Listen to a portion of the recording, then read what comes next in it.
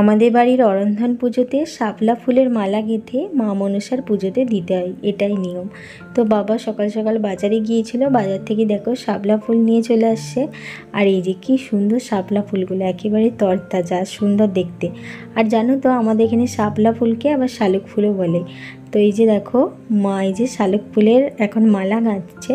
তো ফুলটা রেখে তার নিচের যে ডাঁটিটা সেইটাকে দুভাগ করে নিয়ে এদিক ওদিক করে ডাঁটির ছালগুলোকে তুলে দিচ্ছে।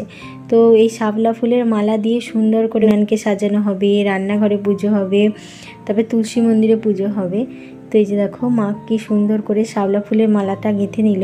আর আমার বাবার বাড়িতে রান্না নেই, তো এখানে এসে মায়ের থেকে শাপলা ফুলের মালা গাঁথাটা শিখে নিয়েছে। তো মা একটা গেঁথেছে, তো মায়ের সাথে সাথে আমিও এই যে শাপলা ফুলের মালা গাঁথলাম। তো এই যে মালাগুলো সমস্ত গাঁথা হয়ে গিয়েছে। আর এই দিকে দেখো পুরোহিত মশাই চলে আসছেন, এখন বাড়ির তুলসী মন্দিরে পুজো হচ্ছে, মা মনসার পুজো। আর মা মনসার গাছে শাপলা ফুলের মালা পরানো হয়েছে। এইদিকে আমাদের রান্নাঘরে এখন ঠাকুমা পুজো করছে। তো এখানেও শাপলা ফুলের মালা দিয়ে, আর হ্যাঁ অবশ্যই ফণী মনসা গাছের ডাল লাগে, তো সেটা দিয়ে শাপলা ফুলের মালা দিয়ে ঠাকুমা এখানে রান্নাঘরে পুজো করছে।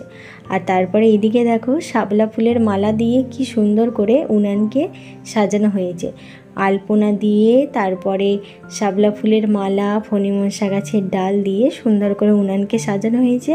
আর এখানেও দেখো ঠাকুমা এখন পুজো করে নিচ্ছে, তারপর হেঁসেলের ঢাকা খুলবে। তো এইভাবেই শাপলা ফুলের মালা গেঁথে আমাদের বাড়িতে মা মনসার পুজো হয় অরন্ধন পুজোর দিনে। তোমাদের কার কার বাড়িতে এই নিয়মটা আছে জানিও কমেন্টে।